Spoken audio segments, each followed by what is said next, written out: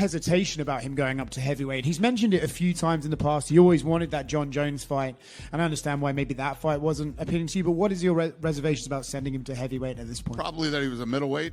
He was a middleweight, and he's going to jump up 2 weight classes in the UFC. It's not like jumping up 2 weight classes in boxing. It's a big jump. And as far as Yuri's performance, and it's not that I have any reservations about it. I mean, the guy is he's in a division that there's still some interesting fights. I don't know. It's just I like the guy so much. We'll see. We'll have to talk about it. I just don't see why, unless he wants to retire, why throwing him in at heavyweight makes any sense. Other than I just end up saying he wants to do it so bad. I'll just say yes. I don't know. Oi! Oh! He ate that.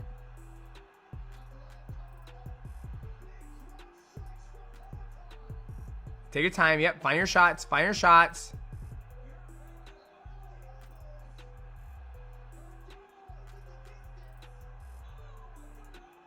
Damn!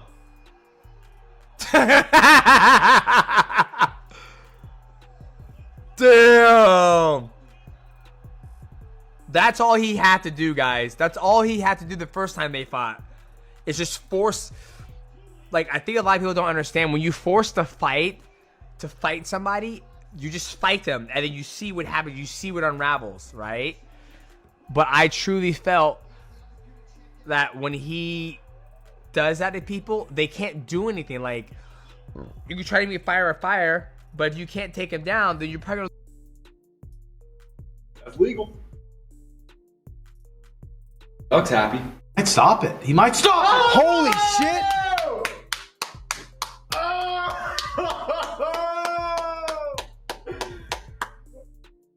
Holy shit. Who said what owl will be knocked out in the first round? This guy did, huh? We picked That's it. right. Did you really? Holy. Chava's Nice. back. Chava is back. Woo! Look at that. Nice. That's so cool. That deserves another Pop-Tart. Look at Yuri. I love that. I fucking look at that. Dude, you gotta love that guy, dude. The storm has finally calmed after the explosive showdown between Alex Pereira and Magomed Ankalaev. The punches have landed, the judges have spoken, and the fight is now history. But before they stepped into the cage, experts across the MMA world had already made their predictions. Some believe Pereira's sharp and accurate striking would secure him another victory, while others were convinced that Ankalaev's relentless style would wear down the champ. Now that the dust has settled, it's time to look back at those bold forecasts and see how they compared to what really happened. When Michael Bisping shared his thoughts on Pereira versus Ankalaev, he made it clear that this was not just another title fight, it was a test of mental strength as much as physical skill. He emphasized that Pereira needed to be aggressive, focused, and constantly applying pressure, because if Ankalaev took control early, Bisping believed the fight could slip away quickly. In his view, Ankalaev had already figured Pereira out once. He'd taken his best punches, forced him into uncomfortable grappling exchanges, and shut down his most dangerous weapons. With the confidence of already having beaten him, Bisping was sure Ankalaev would use that mental edge to grind out another win through pure pressure and control. A lot of shit talk. These two are building it up nicely, and it's going to be a great fight. No, Shama. Let's go. In other videos, I've said Pereira's got to be hungry. He's got to be dangerous. He's got to go forward. He's got to pull the trigger, and he's got to be first. He can't allow himself to get pushed back against Ankalaev. If he does that, he's going to lose another fight. Now, I believe, to a certain degree, for Magomed Ankalaev, the aura of Alex Pereira has gone. He now knows this man's human. I can beat him. I've taken his best shots. I can take him down. I beat him once before, and I'll beat him again. And that's why we've seen Alex Pereira coming out and talking shit and saying that it was hiding from him and all the rest of it, because there's a lot of pressure on the shoulders of Alex Pereira. Aí o cara fala para dessa e se escondendo, velho. Cuzão, velho, cara, velho. Not pressure in terms of his lifestyle, not in terms of money, not in terms of his legacy, because that's all set. He's had a great career, but he wants to beat this guy, okay? And I think there's a little bit where Ankalaev is in his head. He's like, this guy's as big as me. He's stronger than me. He's a better wrestler than me. He might even hit harder than me, and he just beat me. You know what I'm saying? You put all that together, Alex Pereira's like, I've got a real challenge on my hands here. Who wins this fight? I think it's going to be the same way. I think Magomed Ankalaev, because of the wrestling, will force Pereira back up against the fence. I think we'll see a lot. Bisping went even further, saying the rematch felt like the continuation of their first fight, almost like rounds 6 through 10. He predicted Ankalaev would once again land the heavier blows while mixing in enough wrestling to keep Pereira second-guessing himself. Pereira's toughness and kickboxing skills made him incredibly hard to finish, but Bisping said styles determine outcomes, and in this case, Ankalaev's complete skill set made him the favorite. With his mix of pressure, wrestling, and striking, Bisping believed Ankalaev would slowly take over the fight. He also noted that even though Ankalaev wasn't the typical Dagestani wrestler, his Sambo background gave him a serious edge. In Bisping's mind, the biggest damage would come from Ankalaev's hands, leading him to confidently say that Ankalaev would once again walk away as champion. Full time, I think we'll see Magomed Ankalaev landing some big shots just like we did last time. I think it's just going to be a continuation of the first fight, round 6, 7, 8, 9, 10. Will it get to the 10th round? I don't know. Alex Pereira is not an easy man to finish. Of course, he's got an extensive resume in kickboxing. He's got a solid chin. He ain't no pussy, and he ain't like been knocked out. He's not damaged goods or anything like that.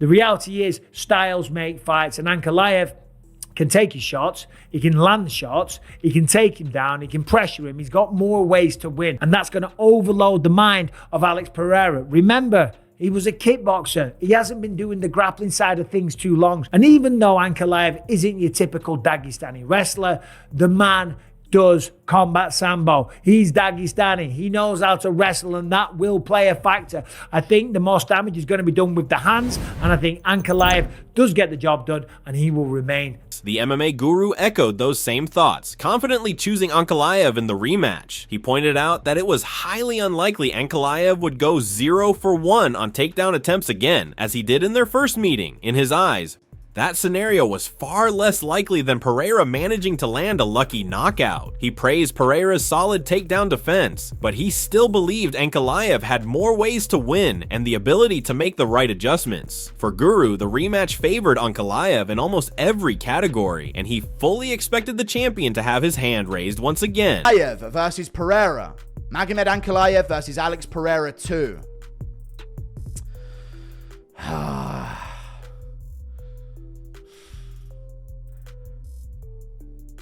I'm going to go with Magomed Ankalaev. I'm not going to let what I want cloud my opinion and my judgment. I think it is very unlikely. This is all I'll say. It is extremely unlikely that Magomed Ankalaev again goes 0 for 11 on takedowns, or whatever the number was. There was a lot of them that he just didn't get. It's incredibly unlikely that that happens again. More unlikely than Alex Pereira finding a KO this time when last time he couldn't. Because I think Pereira did a really good job to stuff the takedowns, but in order to do that, he had to give up danger on the feet. Robert Whittaker shared a similar cautious view. The more he analyzed the matchup, the harder it became for him to see how Pereira could change the outcome. He said that every time he tried to imagine Pereira turning the tables, it only made him doubt the possibility even more. Whittaker believed the key was for Pereira to come forward with urgency, control the pace, and stop backing up. He explained that Pereira is at his most dangerous when he's chasing opponents and forcing exchanges, but once Ankalaev pushes him back, his threat level drops dramatically. Unless Pereira could constantly pressure and keep Ankalaev reacting, Whittaker didn't see the fight going his way. Can I get your breakdown of this upcoming bout? Mate, it's exactly as you said. The more that I look into this fight, the more that I try to pave a path of victory for Pereira in my head. How does he beat Ankalaev? The less certain I am of him being able to do it.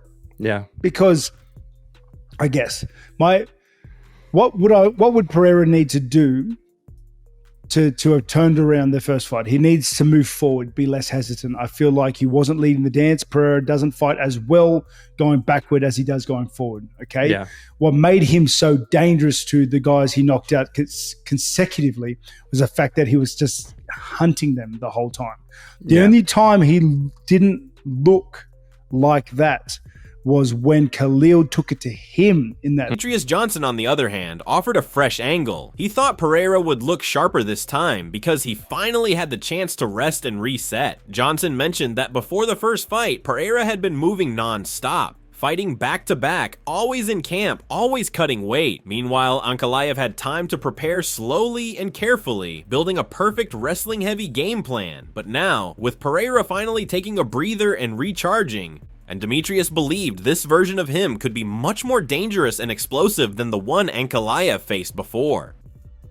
But boys, I think the second fight's gonna be a lot better, just because, you know, I feel like Alex Pereira is refreshed. He's had some time off. You know, prior to this, they were running that man through the fucking gauntlet like he was just, you know, a well-oiled machine. Just he was fighting 3 or 4 times a year. Where Ankalaev, he took his time to get there. He had a great game plan. He, you know, was able to implement that wrestling style against Alex Pereira. So Alexander Volkanovski focused on Ankalaev's high fight IQ as the biggest difference maker. He pointed out how Ankalaev always knows exactly when he's in danger and how to escape before things get out of hand. When opponents think they've cornered him, he's already moved to a better position, turning the fight back in his favor. Volkanovski admired how Ankalaev blends offense and defense, staying patient, avoiding reckless mistakes, and applying smart, effective pressure. Against a heavy hitter like Pereira, Volkanovski said that kind of calm intelligence makes Ankalaev an incredibly hard man to beat. Ankalaev, man, again, like I think I already knew he was safe. I already knew he was clever. But he's got such good awareness of that range. Very good awareness of where he's in danger and where he's not. Like, and if you're trying to trap him, he's already aware of that. He's getting himself in a safer position.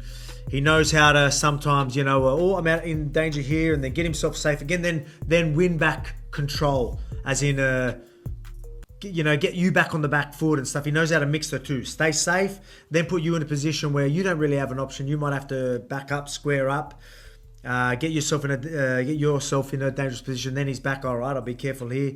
Go this. Like, he just constantly mixing up, going each way, and able to stay out of danger, be effective enough to pick his shots. Wait for the openings and just be there. Like, fought a great fight against someone like Pereira. Man, it's going to be hard to pick against Ankalaev. Volkanovski also raised the question, what could Pereira really change? He acknowledged Pereira's terrifying knockout power, saying he can end a fight with one clean shot, but he wondered if that meant taking greater risks this time. Would Pereira be willing to throw more and open himself up? Volkanovski pointed out that trapping Ankalaev was no easy task, and if Pereira didn't adjust his stance or defense, his options would shrink quickly. That might force him to take damage just to land his shots. It wasn't the most logical approach, Volkanovski admitted, but when facing someone as calculated as Ankalaev, there weren't many safe choices. The thing is, if Pereira can just knock out anyone, does he find it 100%? Is he going to know he's got to let the hands go more? Is he going to have to take more of his own risks? Does he know he's like, oh, he's a lot harder to trap unless I, you know, start changing stances and all that, which I'm not willing to do because I feel like I'm not as defensively sound. I'm not as good with my head movement and counters, southpaw. I'd rather not do that. I'd rather risk eating a couple of shots and not being able to trap him, but purely just get myself in a position where I might be vulnerable, but get better there and catch him and use my power shots. Maybe he does that. Obviously, it doesn't sound smart. But what's he going to do different? That's interesting. That's what we need to come back and chat about. While Volkanovski analyzed Pereira's challenges, Henry Cejudo broke down what Ankalaev needed to do to win again. He said Pereira spent far too much time against the fence in their first fight. Although that helped him stop a few takedowns, it also gave Ankalaev control time, something the judges always value. For Cejudo, the fix was simple but essential. Ankalaev had to shoot earlier and force exchanges in the center of the cage, where Pereira couldn't rely on the fence. At light heavyweight, Cejudo explained just a couple of steps backward can trap you against the cage, and that's exactly where Ankalaev is most dangerous. Start from this, Alex Pereira versus Magomed Ankalaev. Henry, what is your breakdown, and who do you think takes this one home? Yeah, no, well, the keys for a guy like Ankalaev to get that victory once again is he's gonna have to fight him in the center, bro.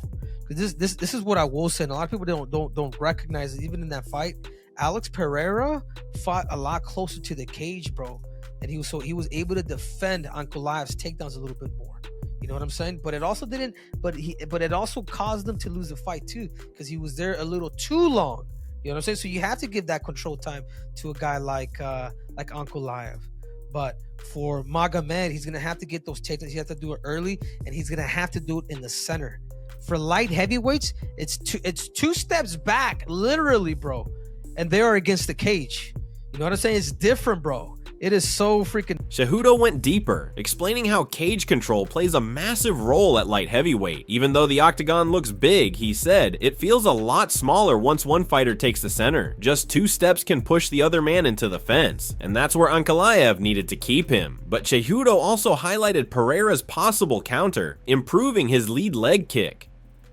He explained that Pereira's right leg is already a lethal weapon, but if he could make his lead leg equally sharp, it could change the entire fight dynamic. Cejudo reminded everyone that Pereira broke down Israel Adesanya using that exact strategy, forcing him into constant stance switches until he cracked. If Pereira brought that same multi-layered kick attack to this rematch, Cejudo said, we could see a very different fight. The octagon is so big, but when you half it, and one guy's in the center, the other guy's kind of like on the outside, it only takes 2 steps for a light heavyweight. So these are the things that Magomed Ankalaev needs to do to secure it. And for Alex Pereira, man, he's Shama. He's gonna have to let go of that lead leg kick, man, because his right is really good, but if he can make his right lead leg if he can make his left as good as his right, if he did that for this camp, it could be a different fight, man. You know what I'm saying? Because Alex Pereira does shoot to both sides, bro. He was able to break down Israel Adesanya, where Israel was just switching, and he just had enough. You know what I'm saying? And then obviously he ended up, getting the victory. So these are the keys, in my opinion, or in my prophecy, that I believe. Kamaru Usman talked about how technically advanced Ankalaev is on the feet. He praised Ankalaev's ability to manage his energy perfectly, blending wrestling and striking without tiring himself out. Because of that, Usman predicted that their rematch would play out more on the feet than the first one. Yes. He also recognized Pereira's improved conditioning and motivation, but warned that his aggressive style might backfire. Usman believed that while Pereira's offense would be more explosive, it would also leave openings in his defense. Ankalaev, being a composed and balanced fighter, would be quick to exploit those holes. In the end, Usman believed that despite Pereira's effort to reclaim the belt, Ankalaev would still leave the arena as the reigning champion. Ankalaev is very, very good and seasoned striker, to where this is where he likes to be. This is where he's been for years now. This is where he likes to conserve his energy. This is him, because he also understands that by giving these continuous takedown attempts, I'm going to get tired as well. And so I don't think we're going to see that.